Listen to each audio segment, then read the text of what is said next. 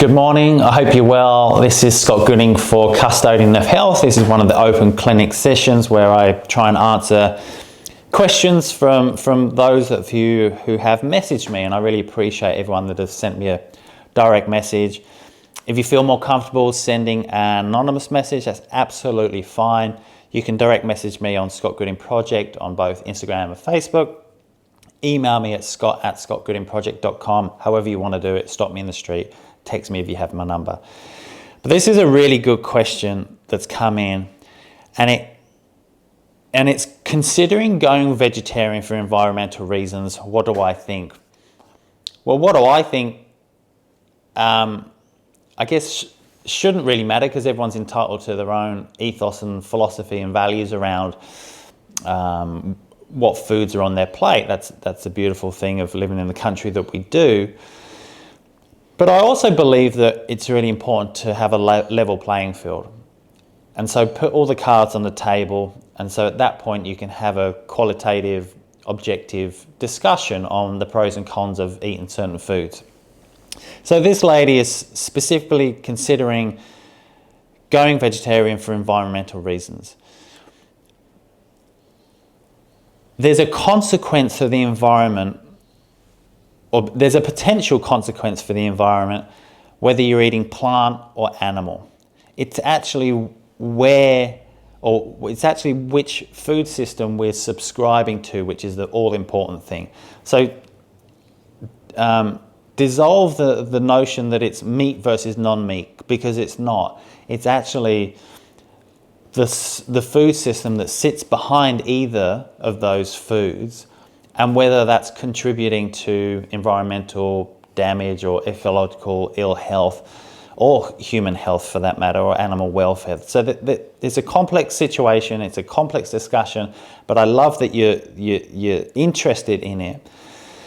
So don't think about meat versus non-meat, think about which food system that plant or animal has come from, because there's an opportunity by supporting that plant or animal and that food, ultimately that food system, that you can help the environment. You can help the global climate crisis.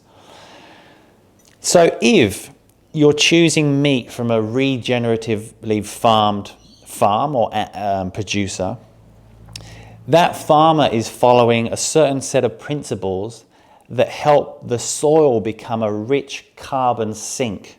So the problem with the climate crisis, obviously there's too much CO2 in the atmosphere. So what do we need to do? We need to pull as much carbon as we can out of the atmosphere. Plants photosynthesize, they're drawing in carbon dioxide. Those sugars go in through the plant, down into the roots, and transfer through the mycelium into the soil. So the idea is that we have this system or this mechanism or this attitude to farming livestock that mimics nature. So you allow your cows and your herd to mob. So they're kind of shoulder to shoulder. You don't let them graze indiscriminately over large paddocks. So you cell graze. So you bunch them up, and at that point they're mowing the vegetation. That point they're keeping all the vegetation in what we call a vegetative state, and at that point it's photosynthesizing. So it's pulling down the carbon dioxide, ultimately locking it into the soil. And at that point the cow urinates and poos, and it moves on. It doesn't want to hang around and continue to eat and feed where it's urinating. At that point the farmer or the producer opens up another cell and they move on, they migrate, and they might migrate every 24 hours. So by choosing to eat meat from that system, you're actually fostering you're addressing the climate crisis in a positive way, which is probably hard to hear considering what we've been fed over the last 20, 30 years, is that by eating meat, you're contributing to the climate crisis. So it kind of dismantles that in one foul swoop. It's not the cow, it's actually the how. So you can still have a steak on your plate but contribute to greenhouse gas, or you can have another steak on your plate that's come from a regen farmer that has the opportunity to benefit the planet. So I think it's a really great question, and I love it, and thank you for asking, because it kind of gives me the opportunity to lay those cards on the table. So don't think about it as meat versus meat and plant versus animal. It's actually a lot more sophisticated than that, and it's understanding where all our food has come from and which food system do we want to subscribe to. So I hope that helps. For any more information, keep listening, keep dropping into Custodian of Health, because it's a topic that I love and a topic that I'm passionate about. But if you really want to deep dive, there's a few resources. My book is called The Sustainable Diet. There's also a great TED Talk, which would probably be a really good place to start, by Alan Savory, who's a African ecologist, environmentalist, and producer. Anyway, I won't say too much about that TED Talk, but that'll be a great place to start. There's a book called Call of the Reed Warbler by Charlie Massey, another great place to start.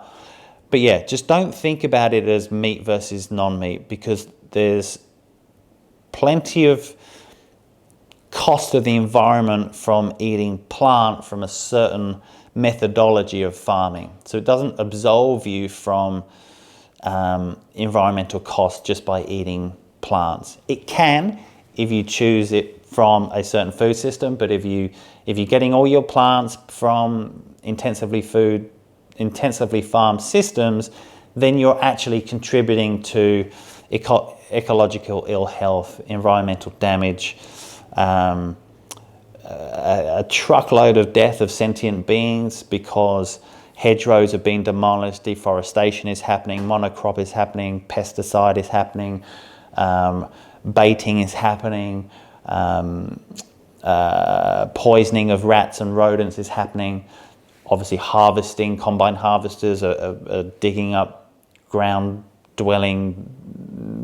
nesting birds and mammals and reptiles. And so it doesn't absolve you from the death of sentient animals, and that might be okay for you. And that's just part of laying everything out on the table and having an objective conversation or discussion about it. And I think that's the key. That's going to help us move forward. So I hope that helps. If it doesn't, feel free to message me, and I'll jump on the phone and hope to have an honest and open conversation with you. All right. Thanks for listening. Bye.